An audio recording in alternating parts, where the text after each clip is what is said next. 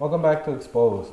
So, Jessica, you're a university student at Concordia. Has it been a difficult semester this year? A little bit. Over the past few weeks, there's been a lot of students protesting across the country, including at Concordia, against the planned tuition hikes by the Quebec government. Starting this fall, tuition will increase by $325 a year over the next 5 years. On Thursday, March 22nd, 200,000 students filled the downtown Montreal area for a mass protest in opposition to the tuition hike.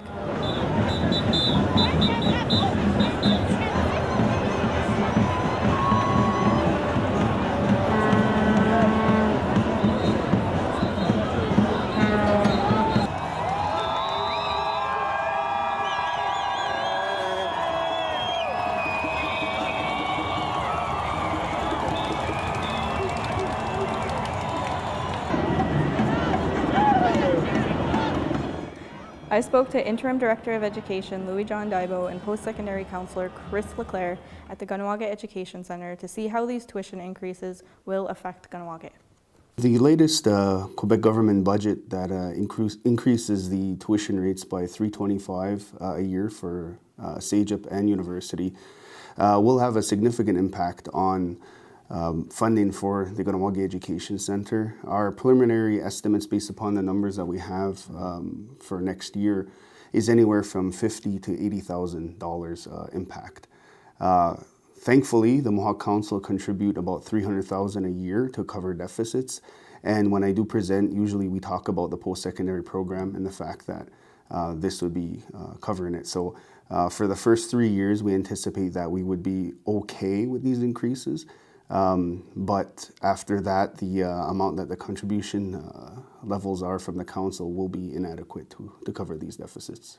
The Kahnawake Education Centre in Kahnawake is a member of what's called the First Nations Education Council. It's all of the First Nations in Quebec that band together and work together united to meet with the federal government regarding funding, curriculum, other things with First Nations education.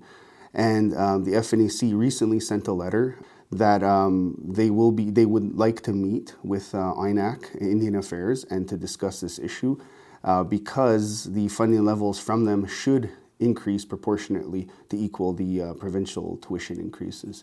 The letter, as you'll see, doesn't say when are you going to be increasing it or are you going to be increasing it. It's how much are you going to be increasing it by in your next budget. So Kahnawak's funding agreement is unique compared to other First Nations, whereas other First Nations fall under, I guess, a funding formula where it's per head.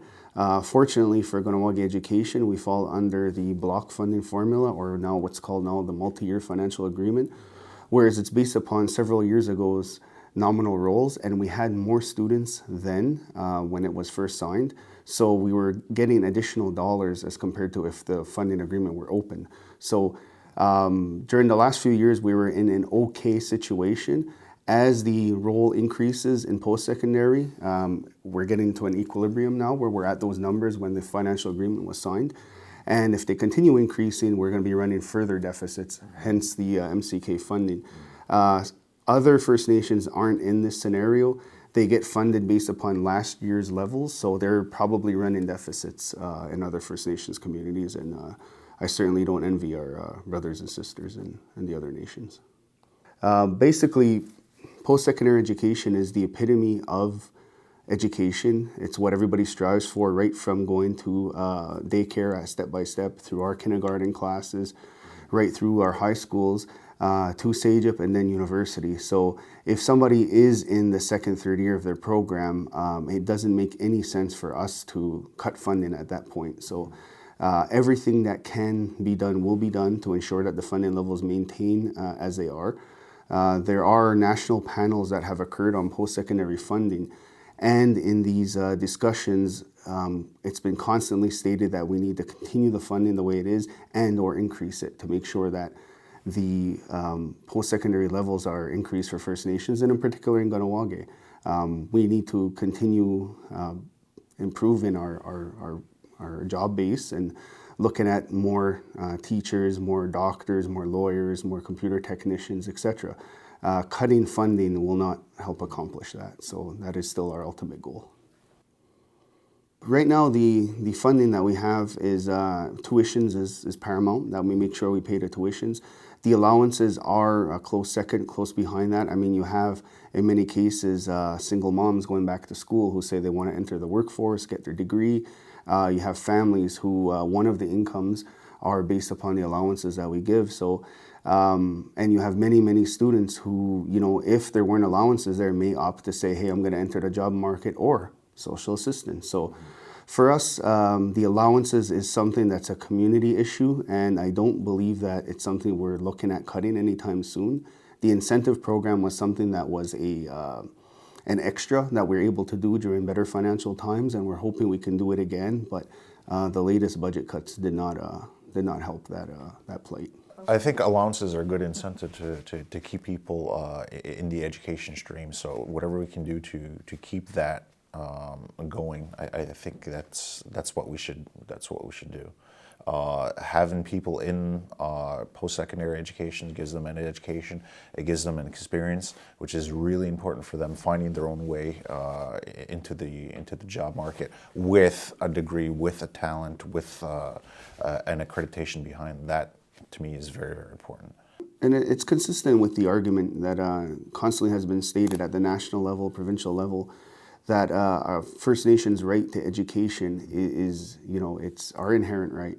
So for them to cut this and to continue cutting and to, I guess, deter students from attending SAGEP University is unacceptable. So Ganawage, the FNAC, will do everything we can to fight this continuously.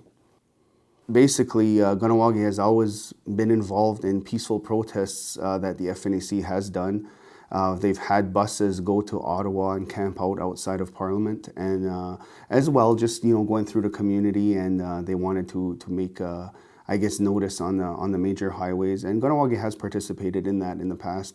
So I mean, we would recommend continuing to create awareness out there. As far as what's been going on with the vandalism and things like that, again, we don't condone that type of action.